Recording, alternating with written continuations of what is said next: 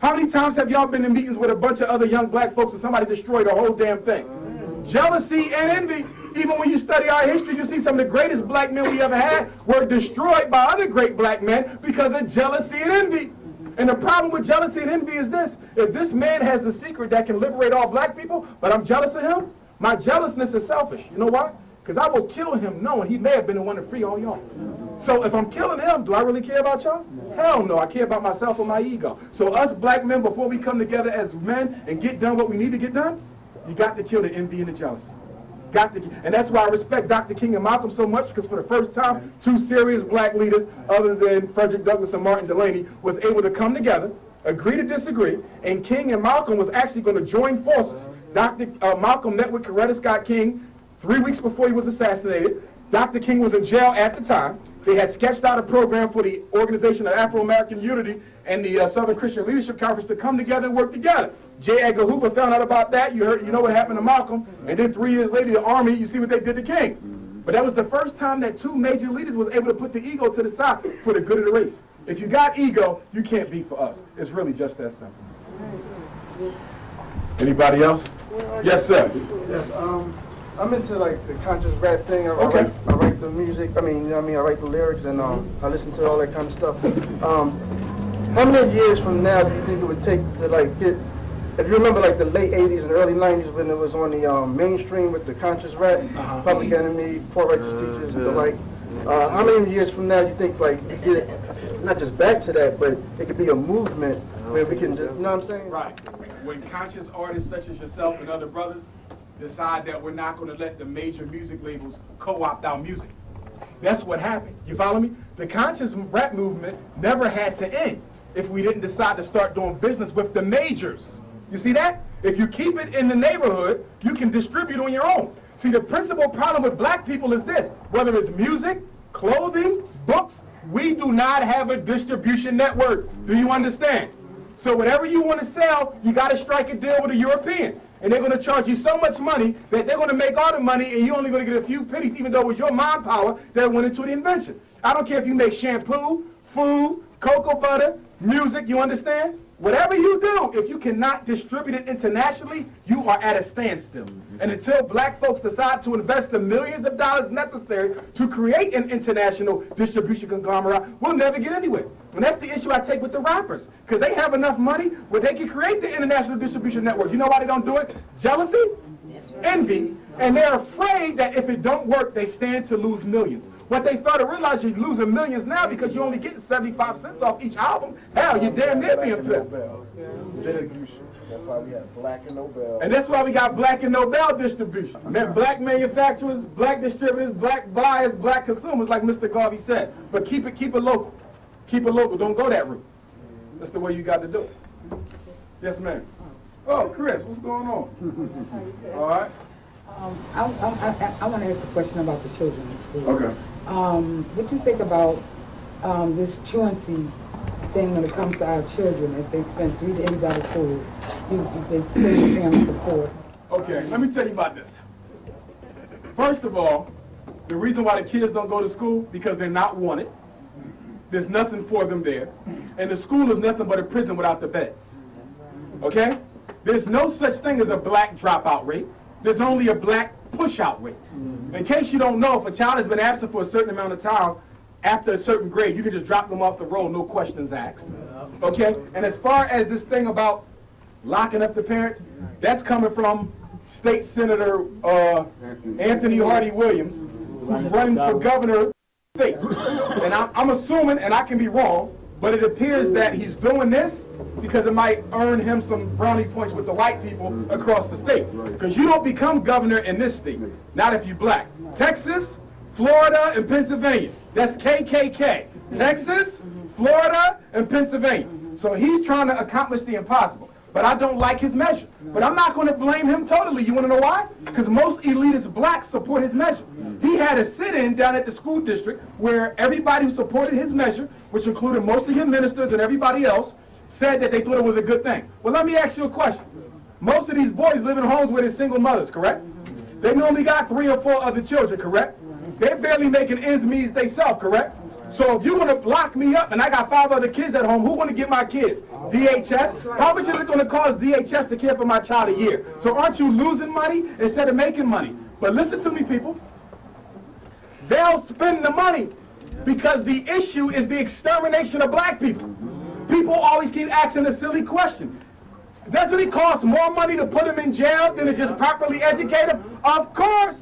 But when you're trying to get rid of people who you've had to deal with for 143 years too long, you're willing to pay any price for the extermination. And that's what they do. It's the same thing with the flash mobs. They flipped out with the flash mob. This is how they use the media to mess with your mind. If you notice with the flash mobs, they actually videotape the kids stomping the people. Yes. They made it like a movie. Remember what I said before? Before you want to exterminate and incarcerate, you must first do what? Destroy the image. Destroy the black male image. Now that the image has been destroyed on channel 3, 6, and 10, now when they start locking up kids all summer, putting them in the big paddy wagons, you want to turn another face because the media has already conditioned you to lose your compassion for the kids. You want to deal with flash mobs? I'll tell you what you do. You give those kids after school and summer jobs. You give them meaningful after school program. You know what the flash mob is? That's a bunch of kids who are saying, y'all should have something for me to do, and since you don't, I'm going to tear up the damn neighborhood. That's all it is. Thank you. Oh, we got one more. Listen. I didn't bring any tonight. Last thing, I want everybody to listen to my radio show, the Umar Johnson Show, every Wednesday, 6 to 8, 1540. Don't forget that. 1540 a.m. every Wednesday, 6 to 8. You can also listen online at WNWR.com. I'm on New World Radio, and I have business cards at the end for any of you, particularly those who have children, if I can be of some assistance. Do not get your child evaluated. Do not put them on drugs until you talk to me first. Could you repeat the radio 1540, 1540 a.m. WNWR.com. WNWR.com. You can also download last week's show anytime until this coming Wednesday show. You can also listen to the radio show on your phone live at 215-554-6101. Good brother. What time? 6 to 8 Wednesday. And I got to get you on here too before this Mamiya thing jump off. Doctor, would you also enlighten this illustrious brothers and sisters about the 22% of the literacy rate that they said that they pegged among many of the students that's failing to graduate? Well, see, here's the situation with the illiteracy. They're not teaching. The fundamental problem in education is only 9% of all public school teachers are black. 91% of public school teachers are white. Now remember, the last institution to fully integrate in America was the what? Schools. Do you remember? That went up into damn near 1980. You follow me? So if the schools was the last institution to integrate, how about the people who are actually teaching the black kids in the schools? What do they feel about that situation? See, a lot of the white teachers who teach black kids would rather be in the suburban districts, but there's not enough jobs there. They are forced to be here. And another problem I got with public education, too many people who do not want to teach, who are not teachers by training, are only there to get a paycheck. It's the only job where you're guaranteed to make some money if you're a lawyer and you can't get a job with one of the major law firms. You go and get an emergency cert and you teach. I ain't got a problem with emergency certs if you're there for the kids, but if you're only there to make sure you're keeping food on the table at your suburban household, I got a big issue with that. And the biggest issue is this: the white teacher union, the American Federation of Teachers, the Philadelphia Federation of Teachers, the National Education Association, both of which opposed integration back in the 60s, by the way, okay, are the biggest stiflers of educational innovation. Because anytime you say, look, I want the teachers to only get a raise if their kids are learning. If you want to link teacher pay to student performance, the unions are against it. The unions are against anything that makes white teachers accountable to black children, which is why black teachers got to start their own unions. They got to stop being a defunctory group of the white unions. Black principals got to start their own unions. You cannot do anything with them. You must have your own, or you'll never be able to improve education for your own children. When the union go on strike and I see the black teachers out there screaming, what are you out here for? You should have a whole separate agenda.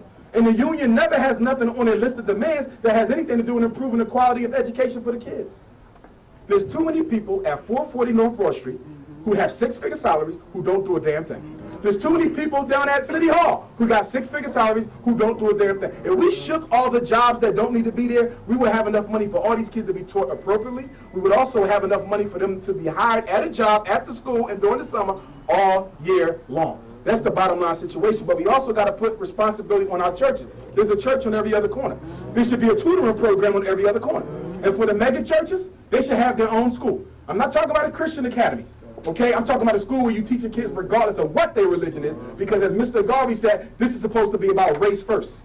Not Muslim first, not Christian first, not Moor first, not Hebrew first, race first. We are all one people. You stand on that. The problem is we keep running into cliques.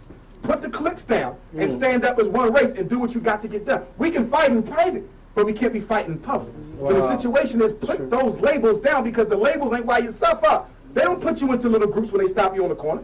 They don't put you into the middle class or the low class, the Christian or the Muslim. All they see is Negro. Go to jail. I have one question I wanted to Do that last one. Do that last one. This will be the last one. Right, 'cause we gotta get grip up. Got a little treat for y'all before we get grip up. So. Okay. Oh, I'm sorry. No, I just had one question I wanted to ask. What percentage of, especially young males, young black males, that start to reject the whole process of the negative information that they're being bombarded with in the school system, do that on purpose just to keep from going insane? Well, it ain't the negative information. It's the negative treatment that they receive. See, you got to remember, soon a black boy gets into kindergarten, he starts to realize that he's not treated like everybody else, even the black girls. He knows something different is going on, but he don't know what to call it. And then when he comes home, his mother and father say, well, it's all your fault. You need to just act right. He's like, damn, it really ain't me. Something else is going on here. So from the time that they start education, they get turned off because education becomes painful. And all human beings, everybody in this room is motivated to do what? Avoid pain and grab pleasure. So if I'm going to keep coming to school and I'm going to keep getting ridiculed, and we know, by the way, that teachers pay more attention to the kids in the class who look more like their own kids at home. So that means the darkest black boy is always in the back. And I think it should be against the law to put a boy's desk up against the wall and he don't even face the rest of the class. You know what I'm talking about? But this is what they do in the schools. So they get criminalized at the age of 5. So if I'm criminalized at the age of 5, and by the time I get to 4th grade, when most of our kids tend to check out anyway, with most of them dropping out in the 9th, I already feel criminal. And then the school uniform is the prison uniform anyway. You follow me? So by the time I get to 9th grade, I have been so marginalized, demonized, and criminalized, I really don't see a problem walking from the school to the prison. After all, they look like the same thing.